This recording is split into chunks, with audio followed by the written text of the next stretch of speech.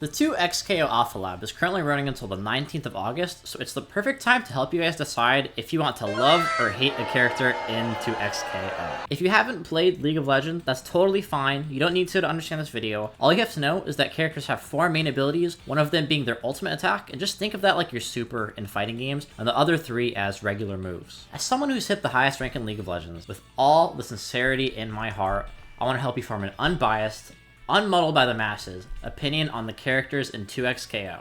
So the first character in this game that I want to talk about is Yasuo. So in League, Yasuo is a pretty highly technical, high skill cap character who relies on knowing your timings and landing your Q skill shot and being able to maneuver through the minions with his E in order to find windows in and find windows back out. He's usually like pretty squishy and builds some lifesteal items for some survivability that can help with that, but he also uses his W, a wind wall, to stop enemies from landing ranged attacks on him. Being a melee mid laner, he naturally takes more mechanical skill since you're going to be fighting a lot of people who can hit you from range. It's also not that often that you see Yasuo in the high elos. He's a one-trick character, so when people play him, they usually excel at only playing him. I don't mind Yasuo. Honestly, I think he's a pretty cool character who destroys people's mental health in the lower elo brackets. And when you see him in a high elo game, it's actually pretty cool because they usually do pretty consistent and solid in terms of kills and stuff, and they have good macro and game sense, which is probably what all the low elo Yasuos are missing, because the meme is just that they either do godlike and go 20-0, or they do dog shit and go 0-20. The next character we're going to talk about, Illaoi. I fucking hate this character with a seething passion raw in my veins. The amount of pain this bitch has put me through makes me want to take her tentacles, shove them up her. You guys don't understand, okay? 2XKO is going to be the perfect place for me to take revenge on this abomination screw up of a character. You should seriously stop hating Illaoi, newbie. You're just being mean to people that just want to play the big body in this new fighting game. You're allowed to main this character, but it makes you a human being with less than likable traits. Her E is the most important part of her kit because it's a quote-unquote skill shot. And the reason I say that is because it has really fucked up hitbox in this game, okay? And if she hits it, it takes a part of your soul in the game and in real life. If that wasn't painful enough though, after the beating is over, you have to spend 10 entire seconds getting rid of the STDs she put on you with her tentacle babies spawning right after. The worst part is her ultimate makes this ability 10,000 times stronger, because if you get hit by her E and try to fight her when she has ultimate, you literally just lose. You just lose the interaction. If this wasn't enough, she also builds super tanky, so it's the classic gameplay of do a million damage but take no damage. So she ends up shutting her opponent out super hard when she wins. At the end of the day, if you want to play this character in 2XKO, you do you. Just so you're going to hurt my feelings when we run into each other in the game. And you're probably someone who likes hurting others, so it's fine. Third character we're going to talk about is Ekko. It's hard to find people that don't love Ekko. He's super sick, you know, he appears in the TV show Arcane, he controls time, he has a cool cinematic when he first came out. Most people remember that pretty fondly. And the people that play him are also pretty cool. Ekko excels at darting right to his opponent, booty clapping them, then running away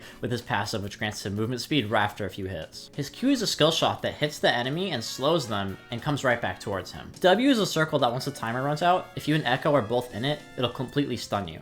But if you get hit and he's not in it, it'll slow you. Super, super strong. His E blinks him towards the enemy, so it's his version of a dash, but it works as a blink. And his ult ends up rewinding time to a previous position that Ekko was in. Ekko's ult is where the whole rewind time thing really ends up shining, because it rewinds him back to a previous position that he was in around like 4 seconds ago, I want to say. Health, mana, everything. And it does a shit ton of damage. Ekko is also a character that you just rarely see in high elo nowadays, but the thing is, once you see them, they always fucking pop off.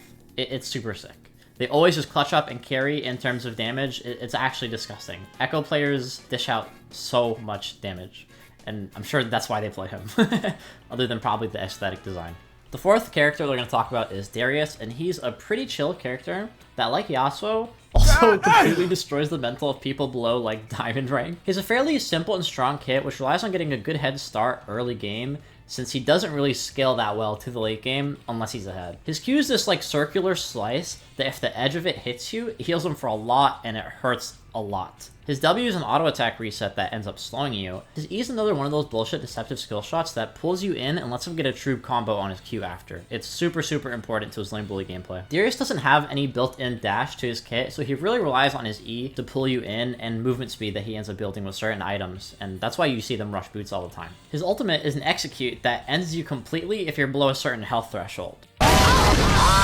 It'll just kill you at around like 15-20% health, you know? And it does true damage. Darius' passive, though, is probably the most important part of his kit, since he stacks this effect called Bleed on you multiple times, which quite literally bleeds you out over time. It's a dot effect, and the more times he hits you, the more it stacks up. He's a character that's really popular and played a lot in the lower elo brackets, because he's so straightforwardly strong that if you don't have a good strategy against him, or if you haven't played against him a ridiculous amount, you're just not going to have a good time. He does too much damage. But he does lose efficacy the higher elo you go because of kind of being pigeonholed into that lane bully simple kit kind of role. Darius players probably like being bullies in real life and kicking children at playgrounds. The fifth character we're going to talk about in the 2XKO Alpha Lab is Ahri. Only 20 people play this character. Okay, I'm kidding.